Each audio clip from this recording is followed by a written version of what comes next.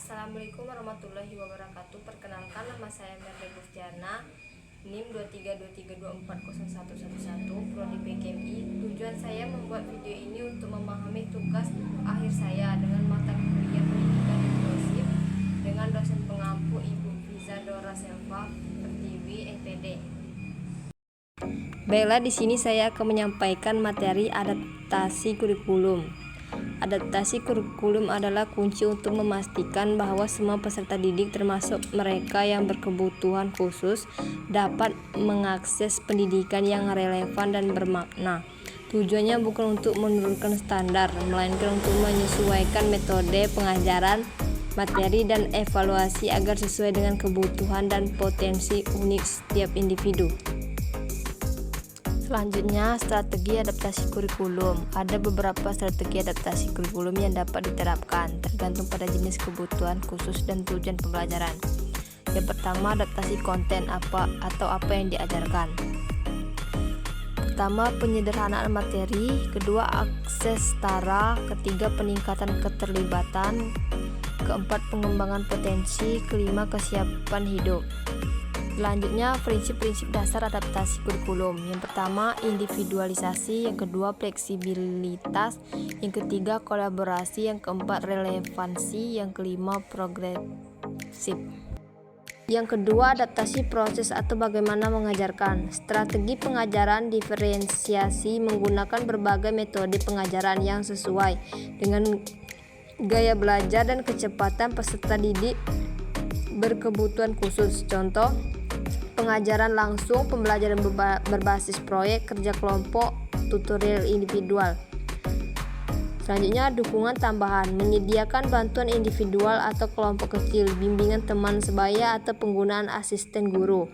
Selanjutnya, pemanfaatan teknologi, menggunakan perangkat lunak adaptif, aplikasi pendidikan, papan tulis interaktif, atau alat bantu komunikasi alternatif untuk mendukung pembelajaran. Selanjutnya, modifikasi lingkungan belajar, menciptakan lingkungan yang kondusif, bebas distraksi, dan mudah diakses.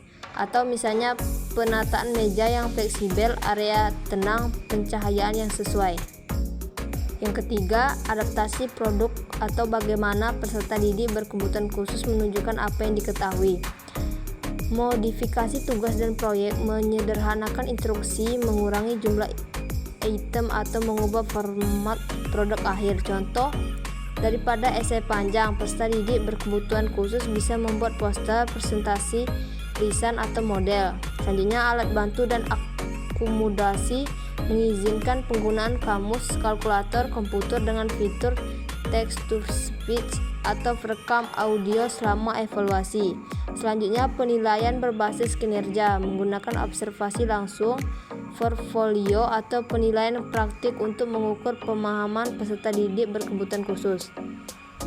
Selanjutnya, rubrik yang disesuaikan, menggunakan rubrik penilaian lebih sederhana atau fokus pada aspek-aspek kunci dari pembelajaran.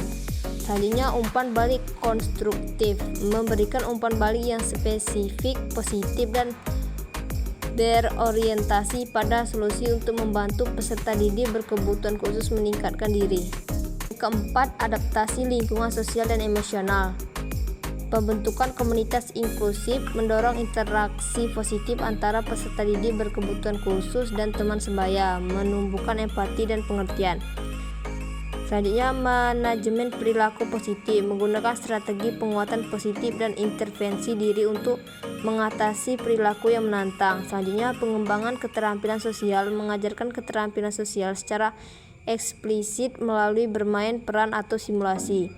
Selanjutnya, dukungan emosional, memastikan peserta didik berkebutuhan khusus merasa aman, dihargai, dan memiliki saluran untuk mengekspresikan perasaan mereka.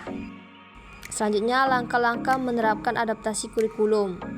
Yang pertama, asesmen individual, lakukan asesmen komprehensif untuk mengidentifikasi kekuatan, kebutuhan, gaya belajar, dan minat peserta didik berkebutuhan khusus. Libatkan orang tua dalam proses ini. Yang kedua, perencanaan program pembelajaran individual.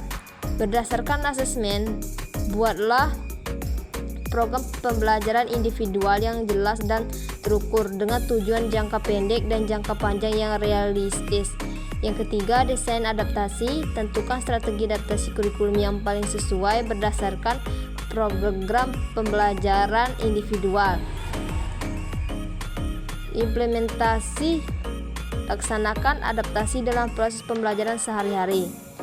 Yang keempat, monitoring dan evaluasi. Secara berkala, pantau kemajuan peserta didik berkebutuhan khusus dan efektivitas adaptasi yang diterapkan. Lakukan penyesuaian jika diperlukan. Yang kelima, komunikasi berkelanjutan.